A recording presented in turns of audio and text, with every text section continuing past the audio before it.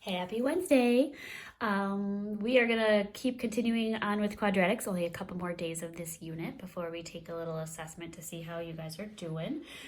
Keep up with the homework, keep up with the notes. If you have questions, email your teacher. So quadratics day 7, take a second right now for the first 3 questions in the warm-up to see if you can remember from yesterday how to simplify these radicals. So go ahead and press pause. And now I will explain it. So when I look at all of these radicals, remember yesterday I did recommend that we write down the first perfect squares that we can remember. So 1 squared, 2 squared, 3 squared, 4 squared, 5 squared, 6 squared, 7 squared, 8 squared, 9 squared, and 10 squared. Just so sometimes that's helpful. When I look at square root of 72, I know no factor is going to be bigger than 72. So then I have to think about all the factors that are of 72. If we want, we can keep checking them. So 72 divided by 64, 72 divided by 49, 72 divided by 36. You want to find the largest one. So 36 times 2 is the same thing as the square root of 72. That can be broken down. So if I simplify it, it becomes 6 radical 2.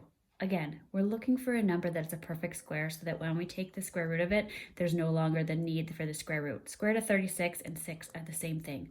This is all equivalent all the way down. This is as simple as it gets. So we have 27. Go 27. 25 is not a factor. 26 is not a factor. 9 is a factor because 9 times 3 is 27. So that's the same thing as the square root of 9 and the square root of 3. So 3 radical 3 is that one in simplest form.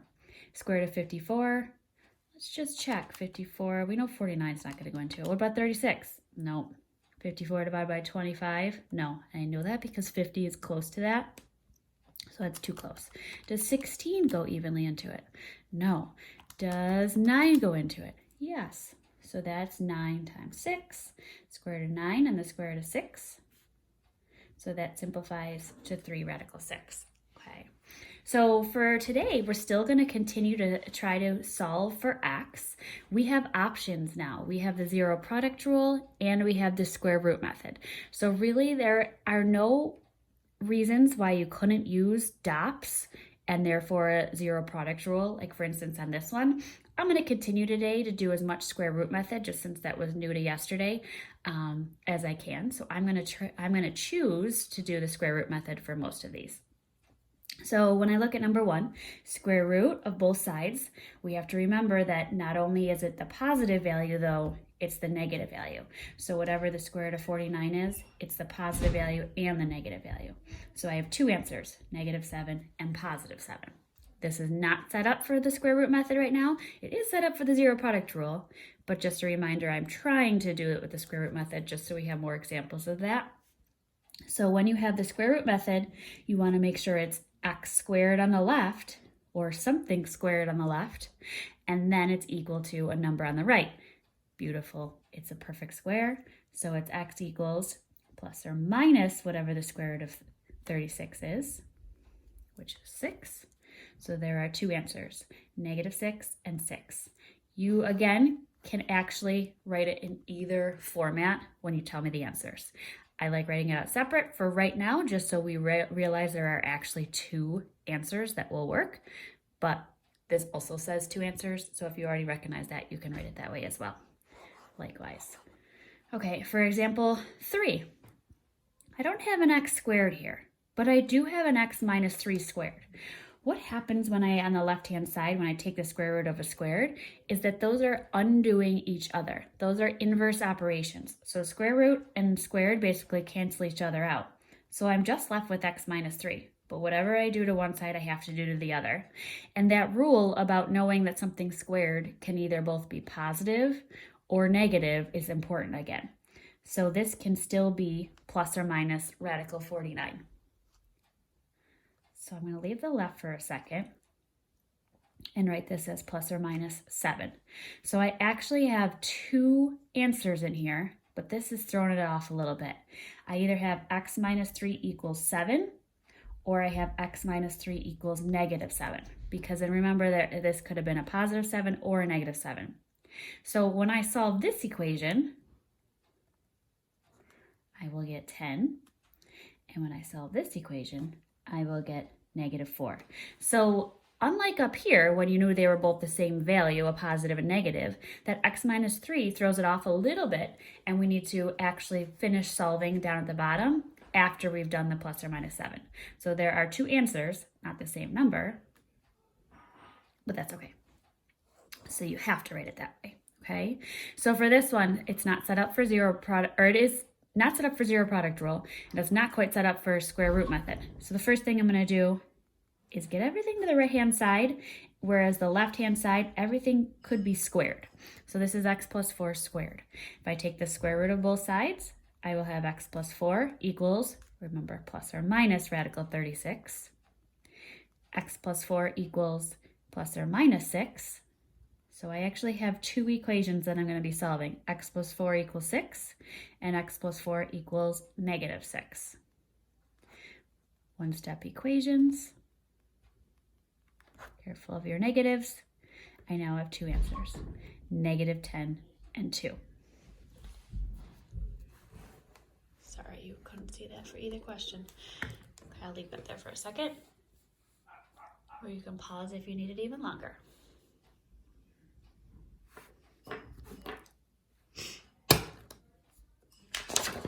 So on the back, I have two more, okay? So I have this. I will again want to try to do the square root method for right now. Okay, so I'm gonna take the square root of both sides, but I can't do that until I have something just squared. So first I need to move the 18. So normally when it's equal to 0, that's when I use the zero product rule, but now I'm using the square root method, so I need to add 18 to both sides. So x plus 5 squared equals 18. Take the square root of both sides. So x plus 5 equals plus or minus the square root of 18. So we don't know what the square root of 18 is. That's not one of those perfect squares. So what we need to do first is break it down, like we did in the warm-up. Perfect square that is a factor of 18. The largest one would be 9. The only one would be 9. So square root of 9 times the square root of 2. So this is kind of like my little side work here. 3 radical 2. X plus 5 equals plus or minus 3 radical 2. So either I have x plus 5 equals 3 radical 2, or I have x plus 5 equals -3 radical 2. Subtract 5 from both sides. I have x equals 3 radical 2 minus 5. Or I have x equals -3 radical 2 minus 5. Now, this is the first time that you will see this, and probably the last time that you'll see this, because what I don't love here, and a lot of times what people will be not so careful of, is where this little radical extends. So if you have a radical, we tend to put that second. So I would prefer that we write this as -5 plus 3 radical 2 and -5 minus 3 radical 2. So that we don't think that that minus or the 5 is underneath the radical. So these are our two answers. And what's awesome about these is that these are very close to each other. So if you do want to write them as -5 plus or minus 3 radical 2, just to kind of take a shortcut, you can do that. Okay, example 6. Add 50.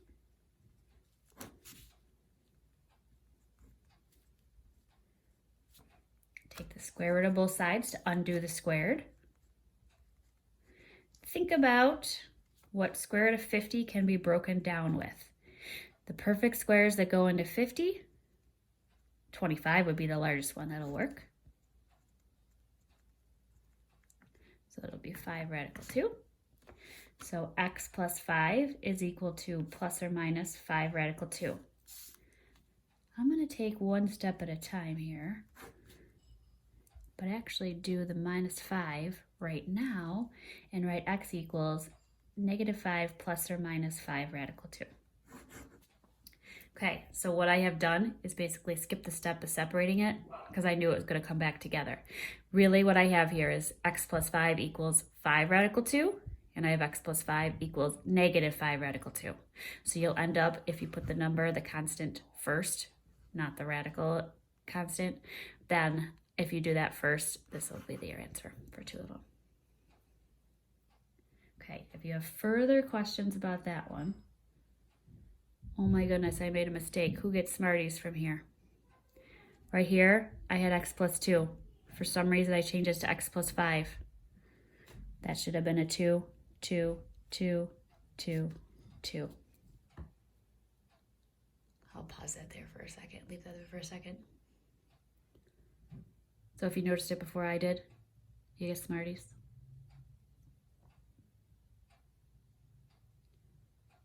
Okay, and the last question is actually a review question. So there's a toy poodle who competes with her training in the agility course. Within the course, she must leap through a hoop. The jump can be modeled by the equation of this. Now, right away, I know this is a quadratic because it's got an x squared or a t squared in it, where h is the height of the leap in feet, and t is the time since the leap in seconds. At what value of t does she start and end the jump? Okay, so I'm looking for when the height is 0. I'm looking for when she starts and ends the jump. That's basically when she's on the ground. So I'm looking for when this equation is equal to 0. Okay, so if we had the ability to take the square root of both sides, we could right now. But we don't, because nothing is something squared by itself, because there's another variable here. So we need to go back and try to use the 0 product rule. And in order to use the 0 product rule, we need to factor. When I say factor, you think GCF first. So of these two terms, I know that I can factor out a 4, but now that I'm thinking about it, I'm thinking since this is a negative, it might be better off if we have it a positive to start. So if I were to add 16t squared and subtract 12t, basically just switching the signs all across, I will have 16t squared minus 12t. This might be easier for us. We could do it with the negatives, but I feel like if we can make this a positive off the start, that might be better off. So the GCF of both of those would be 4t, and then I would be left with 4t minus 3. 0 product rule tells me that one of these factors would need to be 0, either the first factor or the second factor. So at time 0 is when she starts the jump.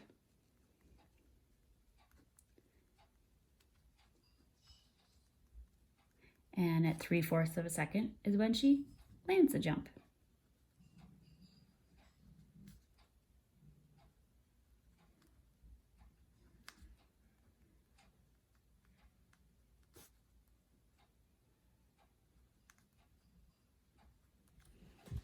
Okay. So this is a review one. So tonight's homework is mostly on using that square root method. Okay, here's a review question. You're going to distribute the negative and then combine like terms. You're not multiplying everything out here through here. You're just distributing the negative. So for the rest of the homework, though, try to use the square root method. Okay, these are just like the ones from the notes. Those are 4. And then on the back, those are also just like the notes. Okay, so you're going to want to add 64, add 81, add 12 before you take the square root. And whenever you take the square root, remember there is a positive and a negative value. All of these, just double checking, all of them have 2 different answers. Yep, so all of them, you're looking for 2 answers, 2 values for x that'll work. Okay, that's it. Have a great day. Email with any questions. Take care.